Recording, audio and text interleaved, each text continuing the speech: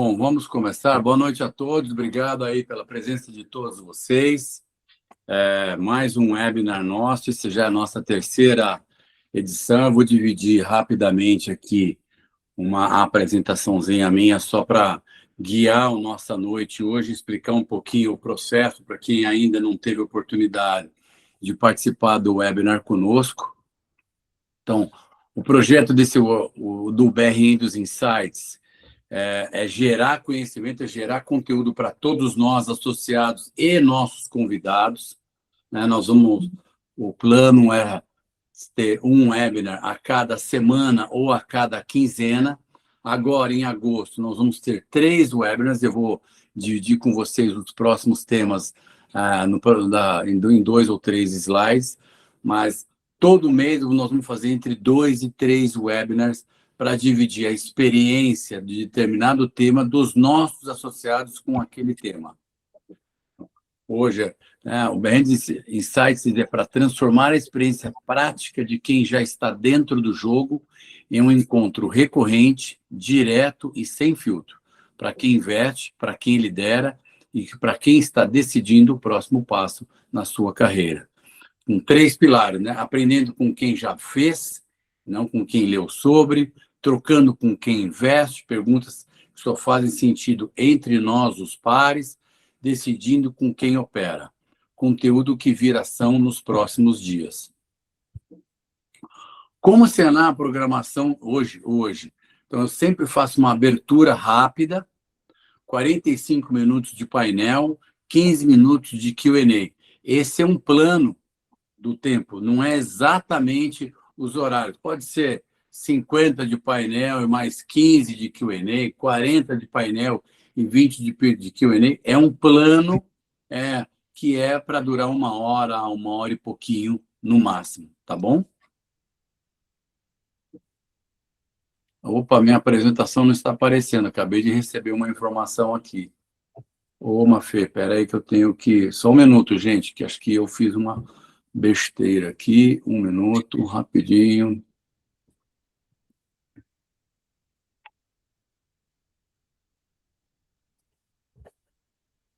Agora sim. Agora veio. Agora vem, né? Só que ela está aqui, eu vou voltar rapidinho. Então, eu já falei aqui um pouco qual o objetivo do BRI e dos Insights e quais são os pilares, só para retomar, dividir com vocês.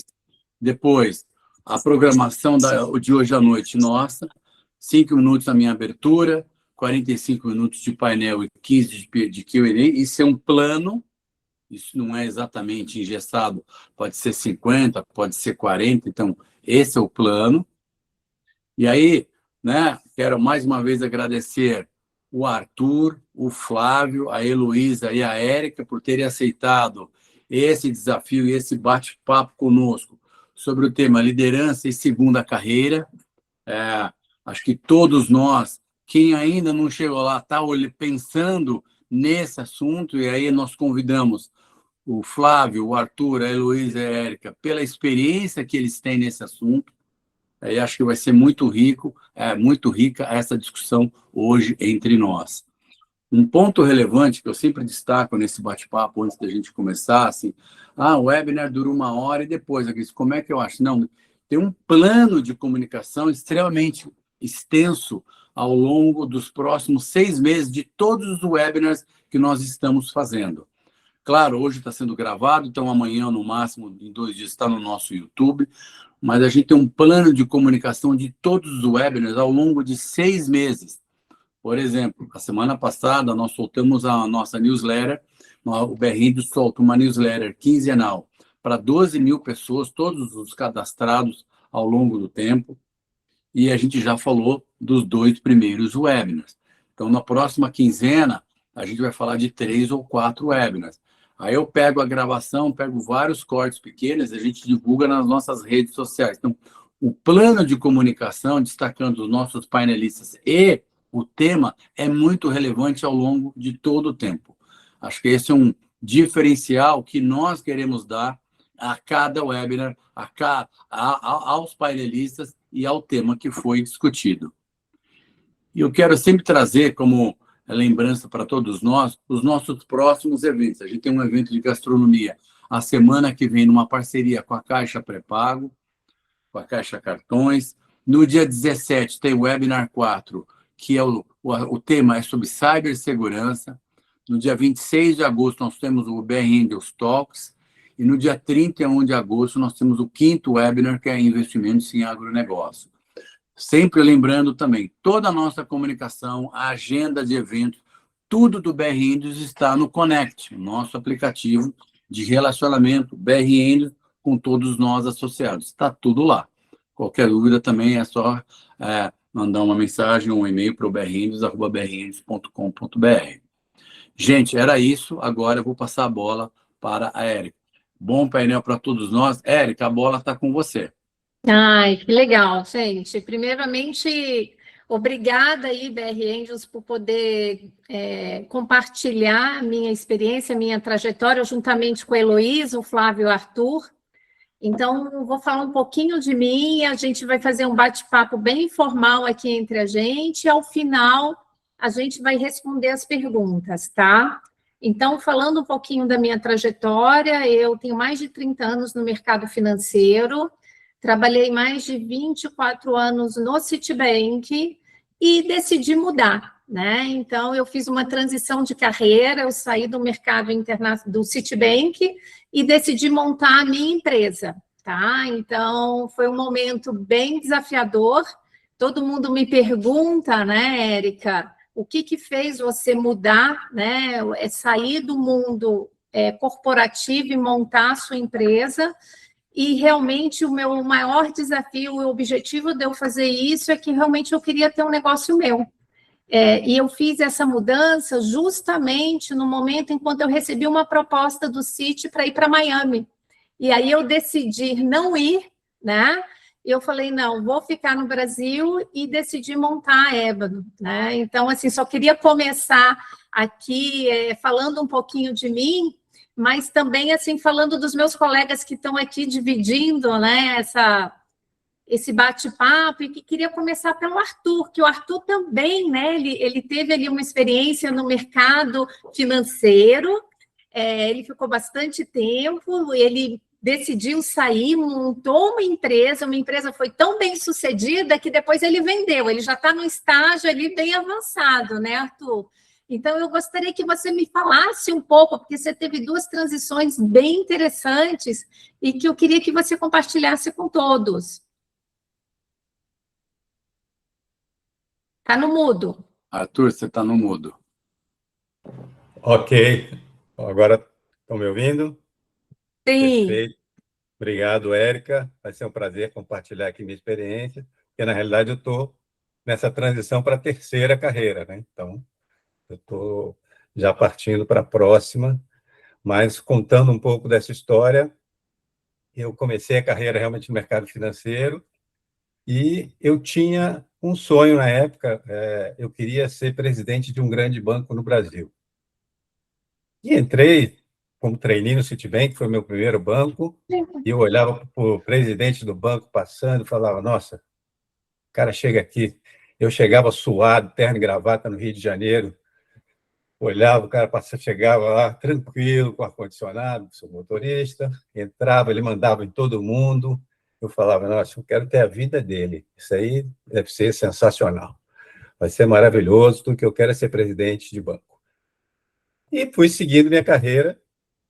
Alguns anos depois recebi uma proposta, mudei para São Paulo, fui para o Unibanco, fiz um MBA na Columbia Business School em finanças, fui subindo na carreira, fui crescendo na velocidade que eu achava que era muito boa, fui para o Deutsche Bank e, por último, eu fui ser diretor de planejamento estratégico do Santander, um pouco depois que o Santander comprou o Banespa.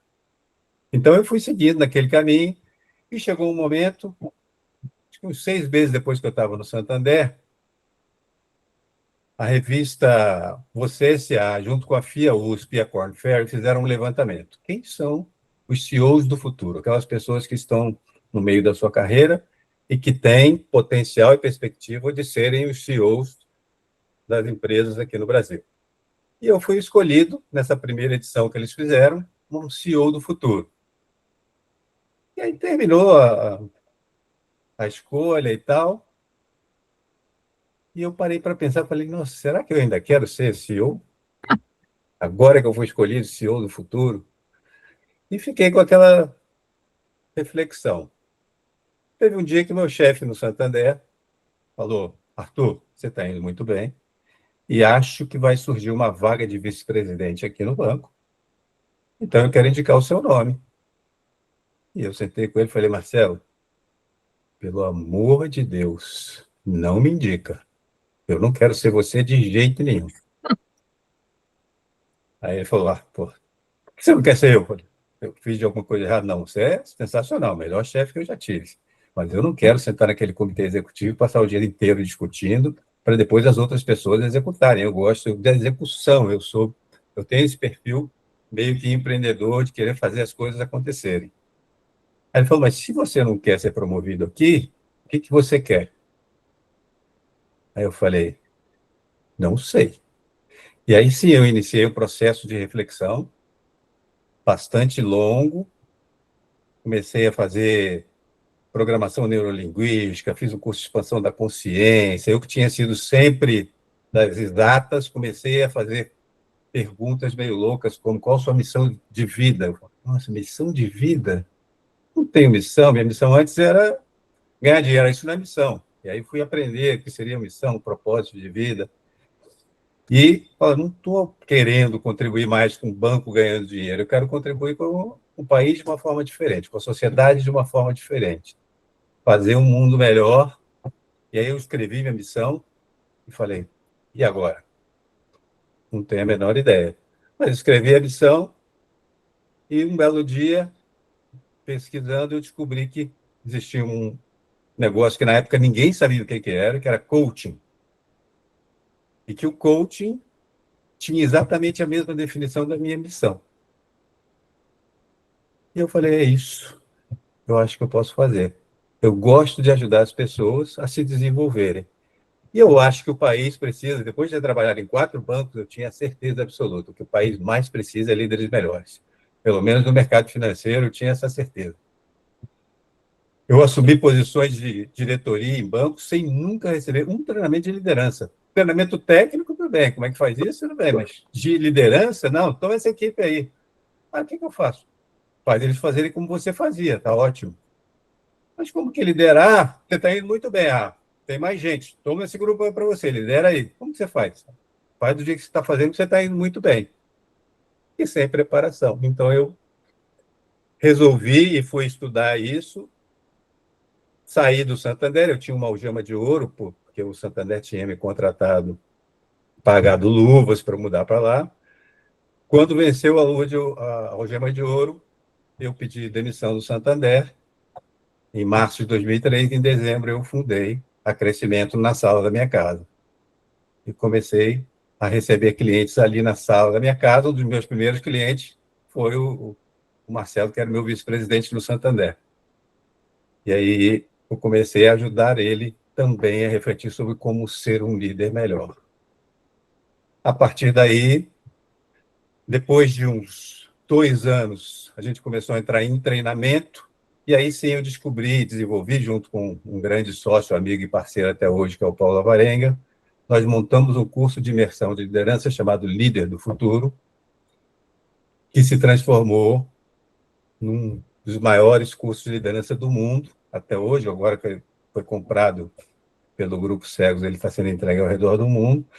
E quando eu cheguei nesse curso, depois de 7 dias de curso, eu falei, agora eu tenho certeza que eu estou no lugar certo, fazendo o que eu deveria fazer, cumprindo minha missão e maximizando todos os meus talentos e todas as minhas forças. E a partir dali, eu não tinha nenhuma intenção de vender a empresa na época, fomos crescendo, crescendo, crescendo. Começamos a desenvolver outros produtos, como desenvolvimento de gestão de cultura organizacional e outras coisas, e a empresa se tornou uma das maiores empresas de desenvolvimento de líderes e gestão de cultura do Brasil.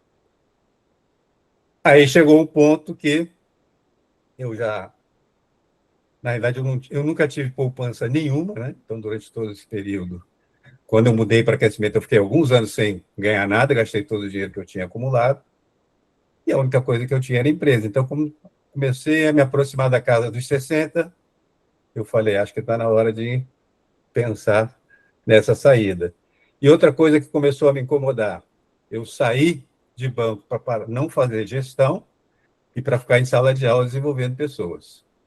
A crescimento não cresceu tanto que o que eu estava fazendo, de novo, gestão de um monte de gente, e parei de fazer o que eu gosto, que é desenvolver pessoas. Eu fiz a venda para o Grupo Cegos, um pouquinho antes da pandemia, foi um ponto de venda maravilhoso, 4 anos de earnout para entregar para eles, e hoje voltei a fazer o que eu gosto, que é desenvolver pessoas, fazer mentoria, dar palestras, e etc, etc. Nossa, que demais, Arthur. Que experiência, eu acho, assim, né? E o mais importante é que você ficou ali, né? Você achou sua missão e você seguiu, né? Eu acho que esse ponto é que realmente faz a diferença. E por isso que teve tanto sucesso na empresa que você montou, né? Isso Eu acho que sim. Não, com certeza, muito legal. Agora, o que é legal é a história da Heloísa também, né, Heloísa? A Heloísa, gente, tem uma empresa de comunicação há 19 anos e ela ajuda profissionais, né, Heloísa, em transição. E eu acho que é legal porque você realmente acompanha aquele grande executivo que saiu e você ajuda ele nessa transição. Você poderia falar um pouco mais para todo mundo, Heloísa? Claro, boa noite a todos. Arthur, adorei ouvir a tua história, porque você falou de 2 perguntas que te fizeram. Eu não fiz uma virada de carreira clássica, mas eu sento aqui numa ponta onde eu estou do lado de gente que está fazendo esse movimento. É muito interessante. Você trouxe 2 perguntas, né? Eu continuo querendo ser CEO. Se eu não vou ser VP, eu vou ser o quê? E isso, em geral, é o que eu vejo que motiva as pessoas, né? Eu nunca esqueço um executivo que me falou que um dia a mulher dele perguntou para ele, mas você é feliz? E aí ele parou para pensar o que ele estava fazendo da carreira dele e começou uma transição. Então, é muito bom estar do lado de quem está fazendo transição, porque a gente acaba vendo os padrões, vendo o que dá certo, vendo o que dá errado. Eu sou jornalista de formação. Quando eu falo que eu não fiz uma mudança clássica de carreira, é porque eu continuo full-time trabalhando com comunicação, em grandes veículos, na área financeira, cobrir ali os planos, plano real, aquela coisa toda. Era muito legal poder cobrir para veículo aquele tipo de informação. Depois eu fui para a agência de comunicação, fazer comunicação muitas vezes para bancos, e resolvi fundar minha empresa para misturar 2 lados. Porque comunicação, no final, a gente está falando de gente, né? Comunicar é tornar comum. Então, se eu não entendo de gente, eu não entendo de comunicação. Comunicação fica muito marcada a importância, principalmente em momentos como esse, de transição, né? Quando o fundador está saindo, a segunda geração está assumindo, ou eu tenho uma sucessão. E o que eu aprendi é que essas perguntas são perguntas como você se fez, são os grandes pontos em que as pessoas despertam e começam a pensar o que elas vão fazer. E uma coisa que eu acho muito importante, você trouxe aqui, olha, eu era já um CEO do futuro, o mercado já me percebia como tal. E o que eu vejo aqui é que a transição, quando ela é bem sucedida, claro que envolve competência, mas ela envolve muito essa clareza da comunicação, de saber o que eu quero. E você falou muito disso, né? Eu sabia o que eu queria, não queria estar na gestão, queria estar formando gente, queria estar ensinando as pessoas a liderar, porque você mesmo sentiu falta disso. Então, o que eu percebo, do meu ponto de vista aqui, do lado de quem está fazendo as sucessões, quem está fazendo a transição, é justamente isso. Essa capacidade das pessoas de olhar para a sua transição e falar o que eu estou entregando a mais agora, né? Eu acho muito curioso que às vezes as pessoas falam, não, agora eu vou começar do zero, eu vou partir do -1. Não, ninguém vai partir do -1. Né? A Érica falou teve a oportunidade de ir para Miami, quis ficar, você falou também das oportunidades que você teve. Então, quando você considera tudo isso e vê a bagagem que você tem, você está levando a sua reputação para um outro nível fazendo essa transição. E esse movimento é sempre muito importante e com comunicação bem feita, ele praticamente sempre vai dar certo. Não, bem legal, Heloísa. E assim, a sua experiência é muito legal, né? Você tem uma visão totalmente diferente, porque você consegue, né, ver ali, eu acho que a sua experiência são 19 anos fazendo isso, então você consegue ajudar bastante, né, todos os executivos nesse momento. Né? E aí a gente tem o Flávio também, que passou 32 anos, né, Flávio? Na Caterpillar, eu acho que é uma carreira de sucesso também, passou por várias áreas, e agora você está como consultor sozinho, e como que foi essa transição para você, né? Você saiu de uma grande instituição, eu sei que é muito parecido comigo, né? Eu saí do CIT, eu tinha um exército de pessoas para me ajudar e tudo. Quando você monta, você olha assim, meu Deus, a impressora quebrou e agora? Eu não tenho TI, eu não tenho nada, eu tenho que pegar, botar no carro e arrumar, né? Então, eu acho que o Flávio pode dividir um pouco também essa experiência dele, né, com todos nós aqui. Legal. Obrigado, Érica. Boa noite, pessoal. Boa noite a quem está participando e aos panelistas também. Realmente é bem interessante essa mudança. Como você disse, Érica, você tinha um exército. O meu último assignment foi nos Estados Unidos, eu tinha mais ou menos 2.000 pessoas debaixo de mim.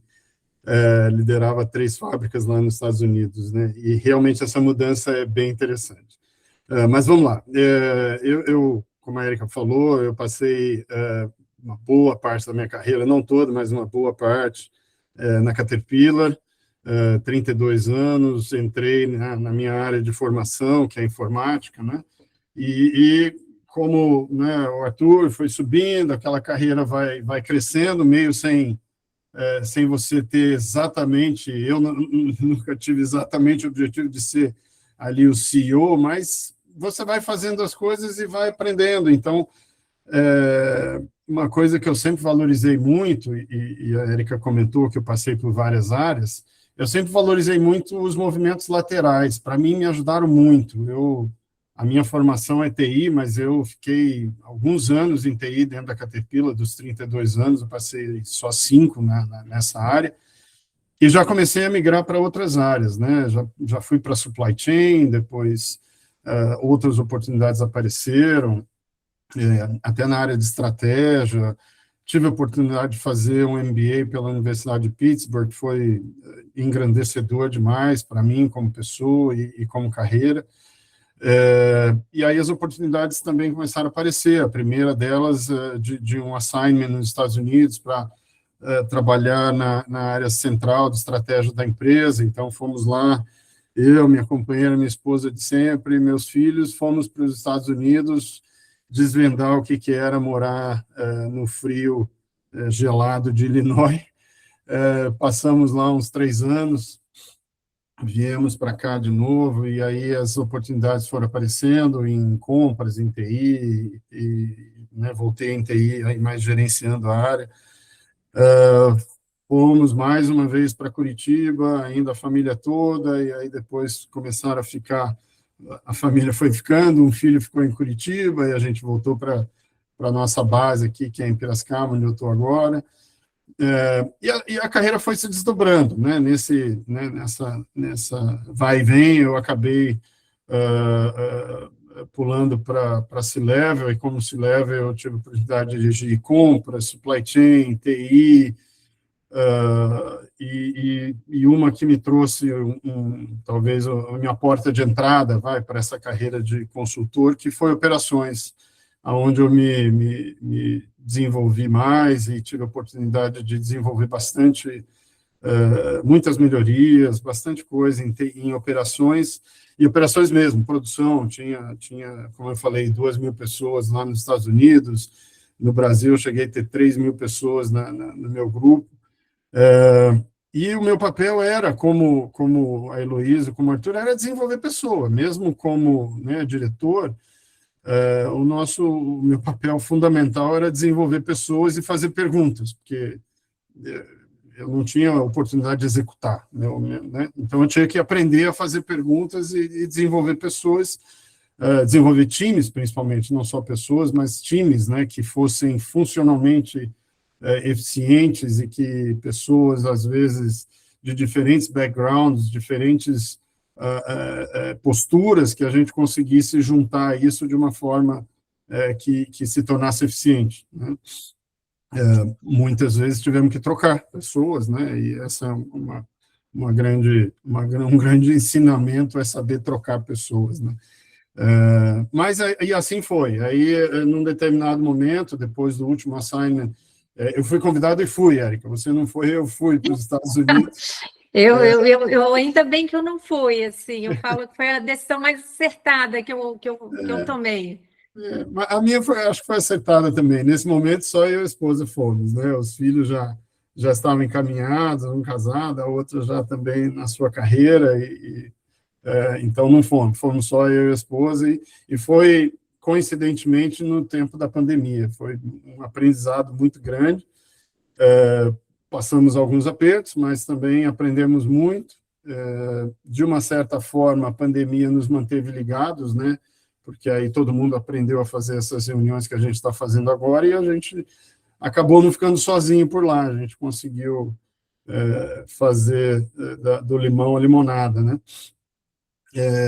E aí, nesse momento, a gente, quando decidimos voltar, né, o plano era realmente fazer essa transição para a nova carreira, né, que era principalmente como consultor. Eu sou conselheiro formado pelo IBGC, já atuei como pro bono, mas ainda não como conselheiro efetivo. O BR Angels tem dado essa oportunidade de trabalhar num conselho consultivo, aliás, recomendo, vale a pena muito o trabalho. Eu, no BR Angels, eu estou focado no BET7, que é focado em agro, e na carreira de consultor, eu entrei primeiramente numa consultoria que não tinha nada a ver com agro, entrei numa consultoria de uma indústria moveleira, e agora que eu estou entrando na indústria do agro, aproveitando um pouquinho do conhecimento, dos contatos do BR Angels, mas é uma oportunidade interessante, mas é o que você falou, Érica, sou eu comigo mesmo, né? Eu que tenho que fazer as apresentações. Agora eu contratei várias pessoas para trabalhar para mim, a gente chama o Copilot, o ChatGPT, o Gemini, todo mundo trabalha para mim agora, e a gente consegue, então, fazer um pouquinho mais com menos, né? Ah, muito legal, Flávio. Eu acho que você tocou num ponto de inteligência artificial, né? Que eu acho que a liderança, você precisa saber liderar IA também, né? Sim. Eu tenho um time aqui, mas eu pus até nome nos meus projetos. Tenho o Lopes, que é o estrategista, eu tenho o Enzo de marketing, eu tenho a Ana, que é assistente. Então, assim, tem a liderança das pessoas e tem a liderança do IA, porque aí eu fiz uns prompts que um manda no outro, aí vem falar, olha, eu acho que realmente é fundamental essa questão do IA e a gente ganha muita velocidade. Mas eu queria aproveitar aqui que a gente tem aqui um time, né, bastante experiente e que compartilhasse aqui com os demais o que mais doeu na transição, né, assim, para cada um de vocês, né? O que foi mais difícil? Eu posso começar respondendo, então, né? Para mim, o que mais foi difícil no momento da transição antes eu era conhecido como Érica do Citibank, um banco internacional e tudo, então as portas se abriam, que era uma facilidade enorme. E quando você tira, né, esse sobrenome da empresa, aí você realmente, né, tem que ter uma resiliência enorme, porque começar um negócio do zero realmente um desafio. E aí é o chinelinho da humildade que eu aprendi, tirar essa capa de executivo e tudo, e se tiver que fazer café, servir, fazer tudo, porque é um trabalho ali de resiliência e de humildade, e que hoje já tem 7 anos, né, que eu montei a minha empresa, estou super feliz com ela, hoje eu tenho aí mais de 15 sócios, cheguei a ter 30, estou super feliz com o desafio e tudo, só que o mais difícil para mim, Érica, foi realmente tirar a capa da executiva, né? Eu não sou a executiva do Citibank, eu sou dona de uma empresa e que eu tenho que me provar, né? E isso, eu acho que o primeiro ano foi super desafiador, e hoje é muito engraçado que nada melhor do que o tempo, né? Quando você consegue fazer o seu nome, montar a sua empresa. Então, isso foi para mim. Eu acho que cada um de vocês, né, Arthur, eu acho que você pode compartilhar com todo mundo também qual foi a sua maior dificuldade dessa transição. Ok. Bom, na realidade, eu tive que fazer um ajuste financeiro muito grande, né, me preparar para receber menos, então, um apartamento menor, carro menor, mas tudo isso foi relativamente tranquilo. A minha grande dificuldade era conviver com o fato de que, depois de alguns meses, se eu não fechasse o próximo projeto, eu tinha esse pesadelo, inclusive, direto, mas pesadelo real, dormindo. Eu ia ter que voltar a pedir emprego em banco. Então, durante muito tempo, eu tinha esse pesadelo. E para mim, essa foi a parte mais difícil de conviver, né? Eu tinha que fazer de algum jeito que gerar um mínimo de renda para eu não ter que voltar. Eu queria ter um plano B, que era dar aula em universidade, fazer qualquer coisa, menos voltar. Menos voltar. Não, muito legal, Arthur, porque para mim, eu falo o seguinte, vinham com propostas, assim, você tem que estar muito certa do que você quer. Porque a todo momento vinham propostas assim para mim, assim, vai cuidar do private aqui no Brasil, de não sei o que e tal. E assim, se você não está muito certa do que você quer, entendeu? Você, às vezes, pode abrir, mas excelente ponto mesmo, porque realmente... E a Elo, eu acho que ela pode falar que, como ela fala com muitos, né, executivos que fizeram essa transição, o que você acha que mais impacta ali pela sua experiência, Elo, com essas conversas? Eu acho que o que o Arthur trouxe, sem dúvida nenhuma, faz muita distinção, mas, em geral, as pessoas fazem uma oposição entre o sobrenome corporativo. O que é mais difícil? Ficar sem o sobrenome corporativo ou descobrir quem de fato você é? E, para mim, essas coisas são uma só. Porque quando você tira o sobrenome corporativo, você acaba tendo que lembrar quem você é, né? O que você gosta, o que você quer fazer, até onde vai o teu limite da humildade, né? Eu vou fazer café, eu vou cuidar do quê?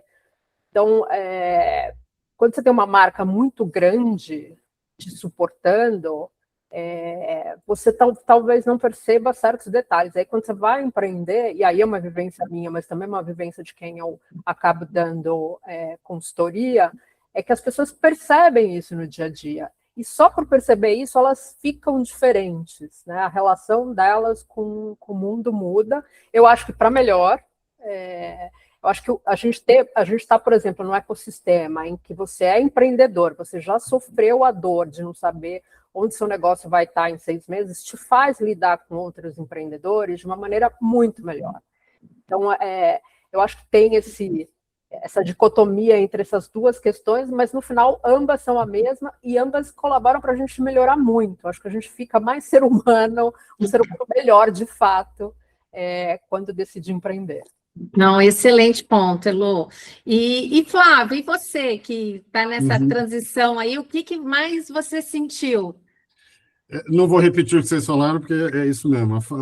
A perda do sobrenome é instantânea e você tem que lidar com isso. Mas uma coisa que é interessante é que, como diretor, se leva, o que quer que seja, você, por mais que você tente fazer perguntas e convencer as pessoas, é difícil as pessoas não tirarem o peso da hierarquia naqueles seus conselhos, naquelas suas perguntas, né?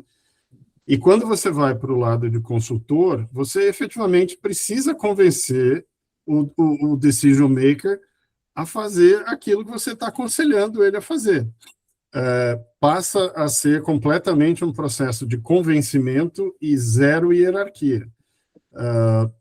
Isso, assim, para mim, que tenho, vamos dizer, quando eu me envolvo num projeto, eu realmente me envolvo e quero fazer parte daquele negócio, né? Eu passo a falar, nós estamos fazendo isso, nós estamos fazendo aqui. E muitas vezes a pessoa que toma a decisão não está no mesmo né, mesmo intuito que você, ou não me entendeu, ou eu não soube passar, e às vezes não vai para o caminho que você está sugerindo. Então, isso causa uma certa frustração e você tem que tentar se desligar dessa identidade, né? E às vezes causa até uma certa frustração, mas é o que é. A gente está ali para sugerir e a pessoa está ali para aceitar ou não. O papel dela tem que ser respeitado, né? Eu diria assim que para você tirar essa capa de executivo e tudo, eu demorei ali 1 ano, assim, para o negócio, sabe? Que eu falo, nossa, realmente, antes eu sempre usava o nome da empresa e tudo, agora eu nem não uso, era uma empresa internacional e tal, por quê? Porque é a Érica, então, assim, hoje a minha satisfação, por mais que o caminho seja difícil, seja doloroso às vezes, eu acho que a gente tem que ter resiliência, né? E tem que buscar, dá medo, dá frio na barriga, principalmente quem foi executivo e estava acostumado com todas as regalias, os títulos e tudo. Você não é ninguém, né? E você tem que construir do zero. Mas é o que eu digo, apesar de toda a dor de barriga, do frio, da resiliência, e sempre vai ter dificuldade, empresário no Brasil, Arthur que diga aí, né? Ele teve sucesso ali, mas assim, tem altos e baixos, mas é quando você acredita no seu projeto, você pensa no longo prazo, você colhe. Eu diria, eu estou 7 anos, eu falo que eu ainda estou em baby steps para o que eu quero, né? Eu acho que eu quero muito mais, assim, mas o que eu estou construindo é meu, é com a minha característica, com a minha cultura, eu não abro mão de certos valores que às vezes eu não podia questionar, né? Então, eu acho que é um ponto muito... Gente, eu super recomendo para quem está pensando em fazer esses movimentos, qualquer coisa, eu estou à disposição para conversar. Eu estou muito animada por tudo que eu passei já, mas foi a melhor decisão da minha vida. E eu digo por quê? O tempo a gente não consegue recuperar. O tempo é a coisa mais importante da nossa vida. E eu, no mundo corporativo, para poder assumir posições altas, eu tive que abrir mão de muita coisa. Eu tinha que sair segunda-feira, 5 da manhã, voltar na sexta-feira, 10 da noite, com uma filha de 4 anos, por 2 anos. Então, você abre mão de muita coisa para poder crescer, né, profissionalmente, e que hoje eu olho e falo, meu Deus, como é que eu fiz isso, né? Mas tudo bem, faz parte, sobrevivi, minha filha está super bem, sem problemas, entendeu?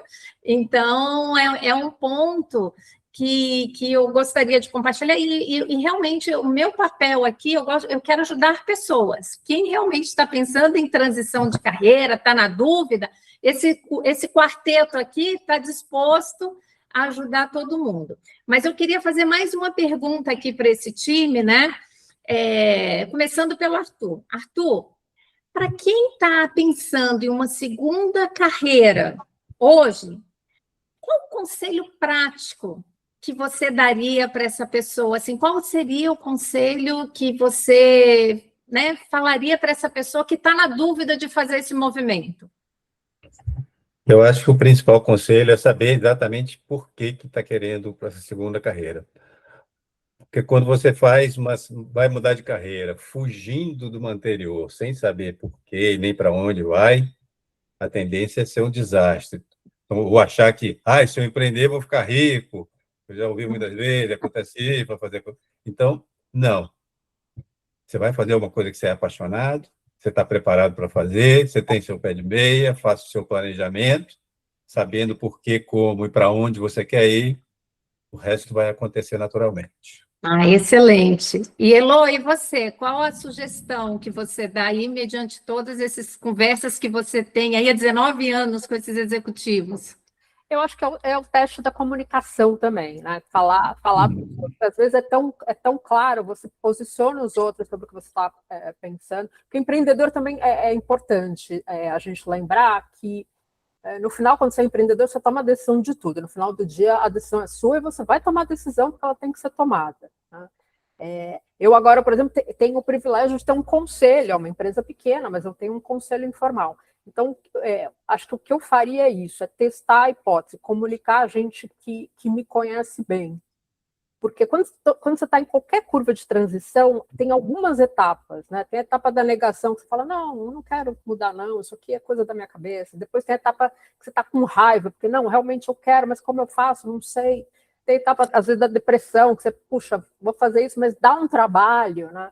Então, usar o outro, eu acho que não usar no sentido de uso, né? Mas se valer do testemunho do outro, de quem está perto, né?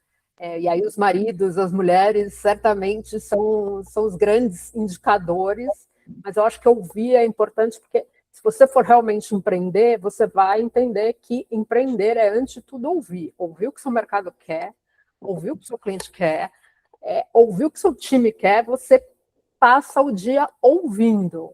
Então, comece ouvindo também.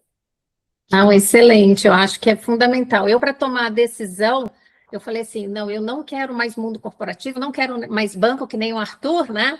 O que eu fiz? Eu falei, não, eu conversei com 200 pessoas. Eu fiz toda. Por quê? Porque eu tinha que ter certeza absoluta que eu não ia recuar. Então, a comunicação e a conversar com pessoas vai fazer com que você tenha certeza, efetivamente, do caminho que você está tomando. E eu queria ouvir o Flávio também, né? Que recentemente aí está passando por esse processo. Qual o primeiro passo prático, Flávio, que você dá aí para quem está pensando em fazer esse caminho? Acho que o primeiro passo prático é não fazer nada, dar um tempo, viver, assim, o Arthur falou de propósito, né? Viver o propósito, né? Viver a família, pegar a mulher e sair rodar 10 mil quilômetros de carro, coisas que a gente costuma fazer, e dar um tempo, assim, até... porque, assim, é claro que a hora que você para, você tem uma bagagem tão grande que você fala, porra, eu preciso usar isso em algum lugar. E naturalmente, o consultor, né, para nós ex-executivos, acaba sendo um caminho natural.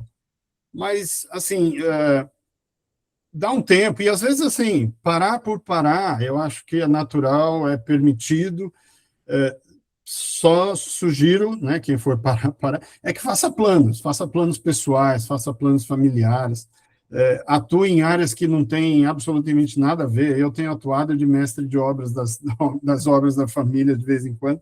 Então, assim, se permita não fazer nada e se permita fazer coisas que ocupem o seu tempo de maneira produtiva, de maneira que você consiga mostrar retorno para quem está do lado, né? Eu acho que isso é importante, a gente está sempre produzindo alguma coisa, nem que seja só planos. E, né, se produz 10 planos, executa um, já está bom demais. Não, excelente. Eu acho que tem uma pergunta, eu não estou conseguindo ler, não sei se vocês estão conseguindo ler aqui. Agrício. Sim, dá para ler aqui. Você quer ler aí, Arthur? Posso ler, ó. Pergunta para todos. Se fala muito em etarismo hoje em dia. Alguém enfrentou esse problema durante a transição de carreira ou mesmo antes, durante a carreira? Ótima pergunta. Excelente pergunta. Okay. Eu vou dar um exemplo aqui de uma sócia minha. Ela falou que iria aposentar. Ela estava, na época, com 65 anos. Eu falei, não vai? Não vai, imagina, você tem um monte de coisa, você tem conhecimento, você tem legado, você tem... Hoje ela está com 72, tá? Ela dá show e um monte de gente aqui, ó, mais nova aqui. Então, essa questão do etarismo, no meu mercado como um todo, quanto mais experiência você tem, melhor é no mercado financeiro, né, Arthur? Mas se for no mundo corporativo tradicional, infelizmente, tem muito etarismo. Então, por isso que eu acho que empreender, né, ou estar como sócio de algum negócio não tem idade. Mas eu especificamente, no meu negócio, não hoje, né? Eu não sei, Arthur, se você quer compartilhar. Sim, eu tive etarismo, mas ao inverso do que vocês imaginam, porque eu comecei a dar treinamento de liderança com 38 anos. E vários projetos eu perdi por causa da idade. Eu fui uma vez dar uma palestra no Rotary, cheguei lá e todo mundo olhava, mas é esse menino que vai falar? Não vai dar. Então, em vários momentos, a pouca idade era um motivo para perder É um projetos. etarismo, de qualquer forma. É um etarismo, por causa da idade. Então, não É verdade. tem essa experiência. Elô, eu acho que você pode falar com bastante propriedade sobre isso, que eu acho que você lida o dia a dia, né? O etarismo existe, ponto. É um fato, é muito mais marcante no corporativo. Entre empreendedores, não. Em algumas áreas, vocês mesmos falaram, finanças, por exemplo, medicina, tem áreas que quanto mais velho o profissional, melhor. E aí tem uma coisa que está acontecendo hoje, que é a IA, que ela está mudando dramaticamente, né? Para você fazer boas perguntas para a IA, você tem que ter experiência, você tem que ter rodado. Senão você não faz boas perguntas, ela não te entrega boas respostas. Então, eu acho que etarismo é uma coisa que vai entrar em xeque. Pode ser pensamento positivo exagerado? Pode, mas na prática eu vejo uma sinalização que não vai ser possível manter. É muito necessário ter profissionais mais velhos que tenham ali a cancha, o joguinho de cintura, e aqui não estou falando de malandragem, não, estou falando de saber lidar com situações, porque você fazer a transição é abraçar a incerteza, é dar um abraço para a incerteza e falar, eu vou com você mesmo, vamos juntos, estamos aqui. É difícil fazer isso, e os mais velhos conseguem fazer melhor. É verdade. Assim, eu converso com muita gente que está em processo de transição, muitas amigas que foram executivas em outros segmentos, não só, e elas me retratam bastante a questão do etarismo para contratar 50 mais. Eu falo, gente, 50, você está no auge, entendeu? Onde é super produtivo. É um absurdo, né? Eu fico chocada ao ouvir. Eu falo, então, é sinal que não tem que estar no mundo corporativo, vamos empreender, porque a gente consegue trabalhar até 100 anos, entendeu? Eles não sabem o que estão perdendo. E você, Flávio, você passou por isso? Quer dividir alguma coisa?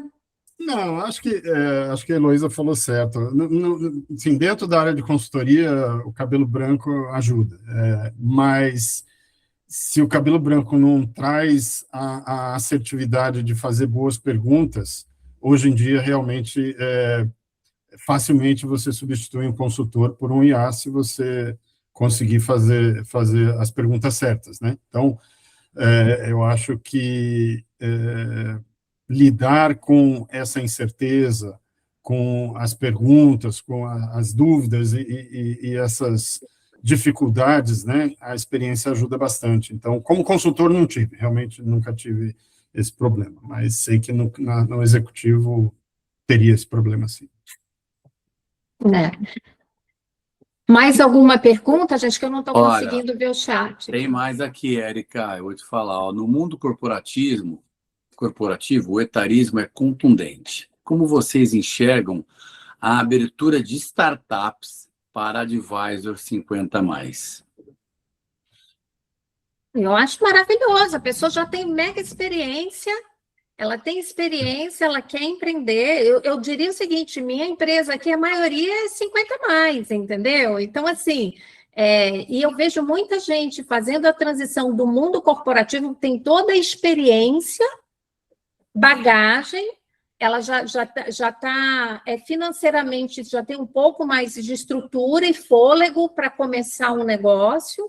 Então, eu acho que faz total sentido. Por quê? Nós vamos viver... Eu tenho uma avó de 102 anos, gente. Então, 102. Então, assim, a gente vai viver muito. A gente vai viver muito. Então, assim, a gente tem que estar produtivo. Ninguém vai estar fazendo tricô com 60 anos. 60 anos, gente, 60 anos é os 40 do passado.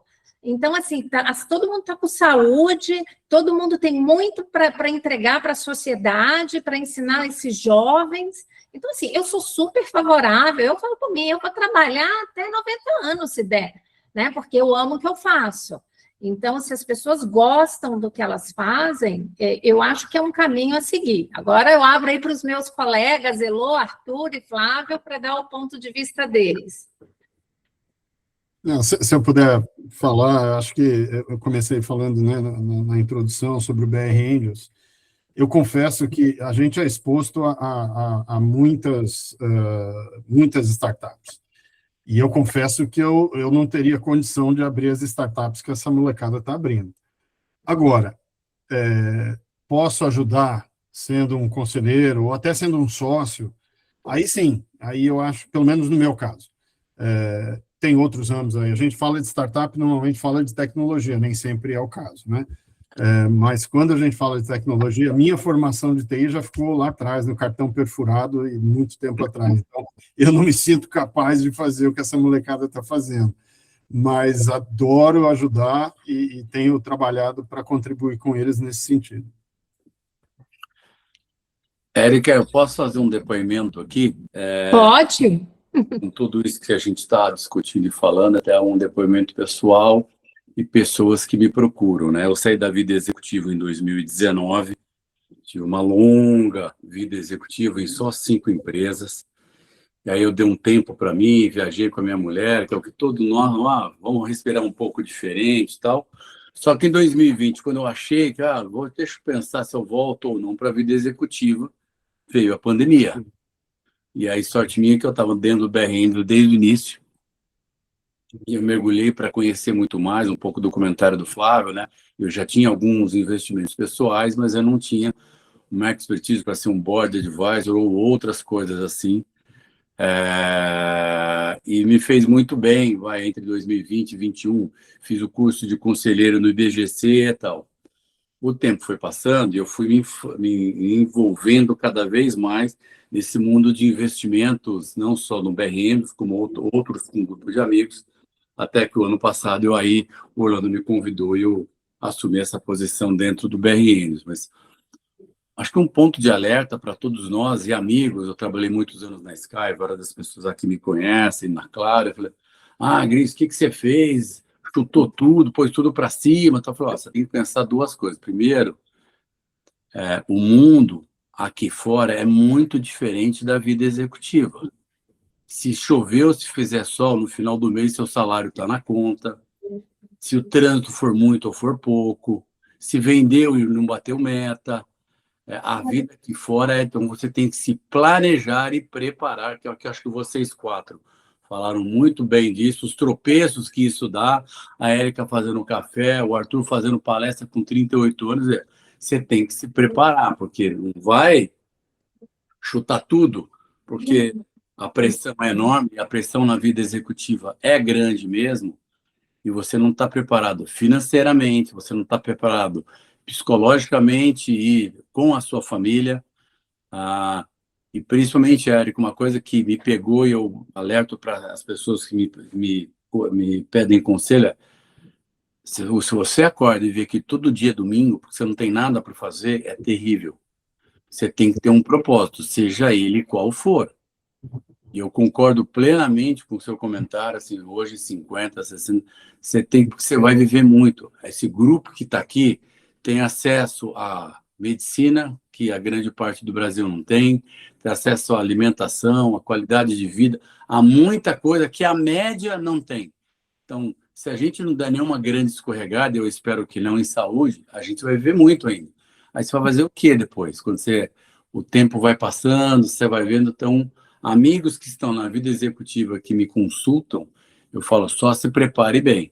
Se você sair da vida executiva, porque veio a pergunta do etarismo, assim, é difícil, muito difícil, voltar para a vida executiva com 60 anos. Você vai ter que montar o seu business, que a Érica fez isso, o Arthur fez, o Flávio já está em outro momento, mas aí está fazendo o seu, né? Assim, a Heloísa está com o dela há um tempão e cada um de nós aqui tem os seus desafios.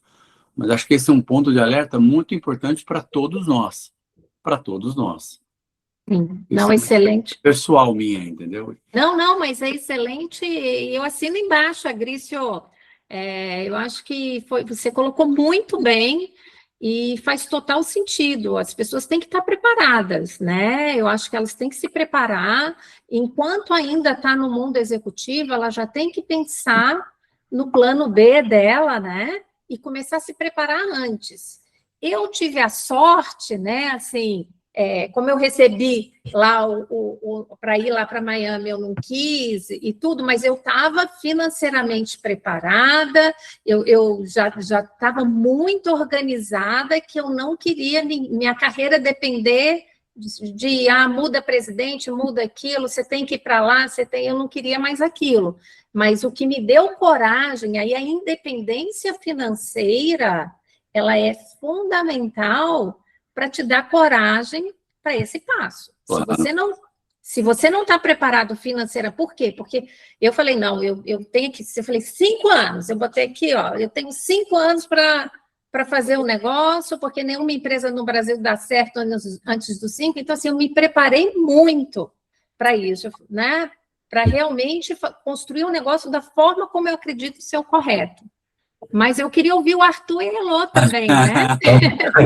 Eu ouvindo isso, pensei, ainda bem que eu não sabia disso, porque eu não tinha dinheiro, e, como eu falei, eu tive que reduzir o padrão de vida e não tinha reserva, por isso eu tinha esse pesadelo, e talvez tenha tido uma experiência um pouco diferente mesmo. Fui fazendo na marra, e aquele negócio empurrou a vaquinha para o brejo, agora não tem mais leite, se vira. Então, se te chamasse para dar palestra em enterro, eu ia dar palestra em enterro, e o que quer que fosse, trabalhava sábado, domingo, feriado, não tinha isso, não fazia nenhuma diferença, que é o que muita gente não sabe da vida do empreendedor, é que no começo, eu vou ser empreendedor, que eu vou ter mais qualidade de vida. Eu falo, nunca não, é uma visão completamente errada. Nunca disse, Então, você trabalha muito mais, você não tem férias, tem 7 anos que eu não tenho férias, você está online 24 horas. Levei anos para poder construir um negócio que dependesse o mínimo possível de mim, para poder ter férias, para poder ter o período. E hoje, eu ainda sofro uma pressão vegetariana, que é o contrário de novo, que eu falo que eu não quero trabalhar, e as pessoas falam, não, mas você tem que trabalhar, você tem que... Não tenho que nada, eu quero surfar, e de vez em quando eu pego um projeto como advisor, vou lá, dou uma palestra, ajudo no BR Angels, faço parte de um conselho aqui, sou mentor de uma empresa ali, mas não quero trabalhar 50, 60 horas por semana, mais não. Érica, vou te sugerir, chama mais a experiência dos nossos ouvintes aqui, quem tem alguma para dividir com a gente. Não, sim, com certeza. Elô fala e eu já abro assim. Eu acho que é super legal todo mundo dividir um pouco. É um espaço aqui, né, de troca. Não, eu acho que eu queria só aproveitar o que o Arthur trouxe. Eu passei acho que dos 60, você falou, e não quero mais trabalhar. Eu acho que o Agris trouxe a questão do planejamento financeiro, mas eu acho que o principal é o planejamento psicológico mesmo. Né, de entender assim. Totalmente de acordo. Eu posso parar, né? O que o Arthur está falando também é muito legal, porque não é porque a gente vai viver mais que a gente tem a obrigação de trabalhar. Né? Então, cada um vai ter que tomar a sua decisão. Mas, se eu vou trabalhar, eu não preciso ter tanto dinheiro, ou se eu não vou trabalhar, eu preciso ter mais dinheiro. E pensar a respeito, e tomar essa decisão. Acho que essa é a beleza da gente ser 50 a mais agora. A gente pode fazer coisas que os nossos pais, avós, nunca sonharam. Né? Mas eu vou passar a palavra para você abrir para as perguntas. E, assim, pessoal, não sei, João, você apareceu aqui, você quer dar algum depoimento? Elisa, que vocês estão aqui? Está no mudo, os dois. Os dois no mudo. Não, João, eu achei que o João ia falar, então eu vou falar. Eu também tive uma transição de carreira há pouco tempo, mas também não consegui ficar parada. Então, assim, sempre fui da vida de tecnologia, na área comercial, e hoje eu represento uma empresa, sou pernambucana, né? Estou há 20 anos em São Paulo, o sotaque eu não abandonei. Mas é lindo. Represento algumas empresas. O sotaque te condena. Não é, Grício? E aí eu continuo representando algumas empresas do Porto Digital, né? Que, assim, são empresas de tecnologia aqui em São Paulo. Sou conselheira de uma ONG, a Amofilia, que alguns conhecem aqui também.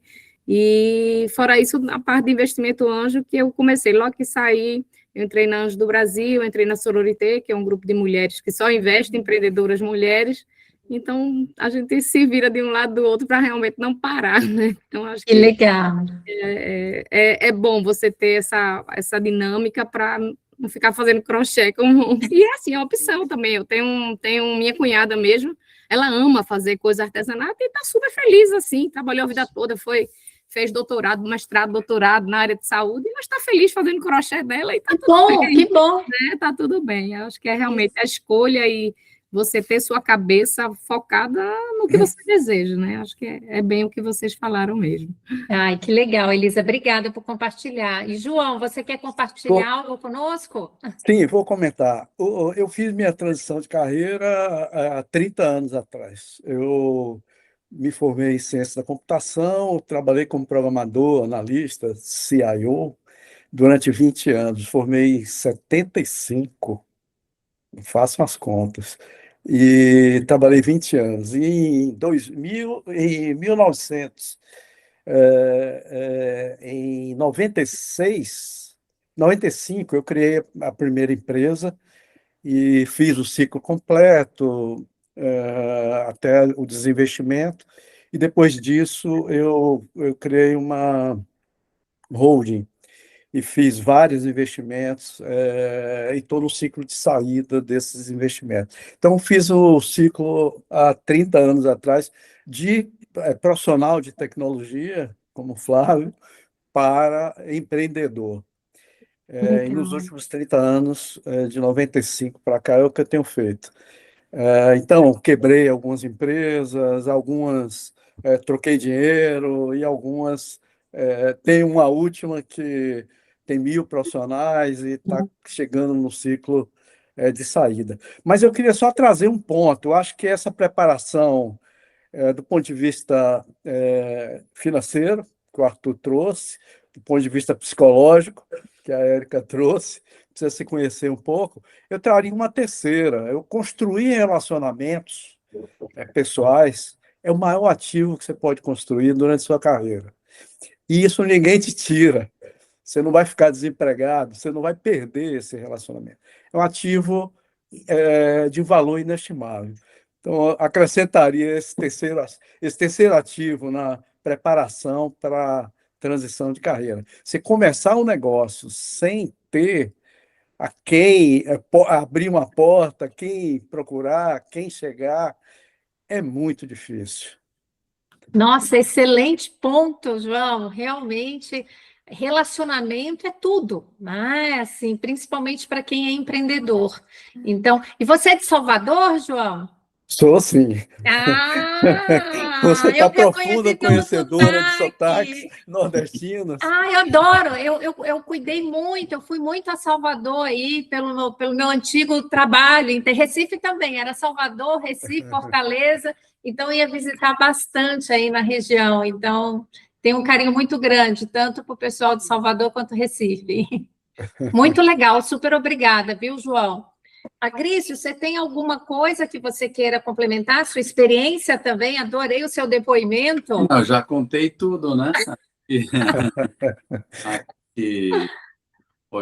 Acho que é isso, e tenho zero vontade de voltar para a vida executiva. Já paguei todos os meus pecados, né, com budget, só trabalhei para empresa americana a minha vida inteira, então, desde trainee, que eu entrei na Arthur Andersen, que nem existe mais. Nossa, Então, que legal. agora me divirto bacana nesse mundo novo, que é investimento, sistema de inovação. Sempre trabalhei mais de 20 anos com comunicação, que é o que eu cuido hoje dentro do BR Engels também, então estou bem feliz aqui.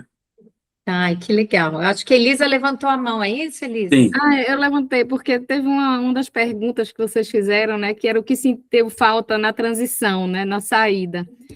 Apesar de ter tido a pandemia, eu acho que uma das coisas que eu mais sentia falta era realmente do relacionamento dentro da empresa. Então, aquela hora do cafezinho, aquela hora do almoço, você ter realmente contato com as pessoas, isso me fez muita falta. Mas aí eu sempre colocava na balança, são perdas e ganhos. Então, assim, tudo na vida, você ganha de um lado e perde do outro.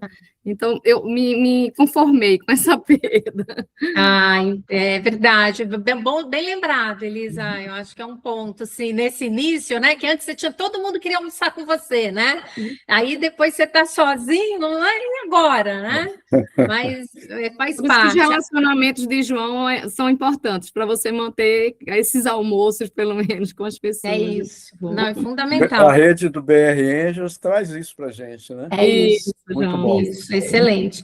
Acho que a Liana, você quer fazer alguma pergunta? Eu vi sua carinha aqui agora.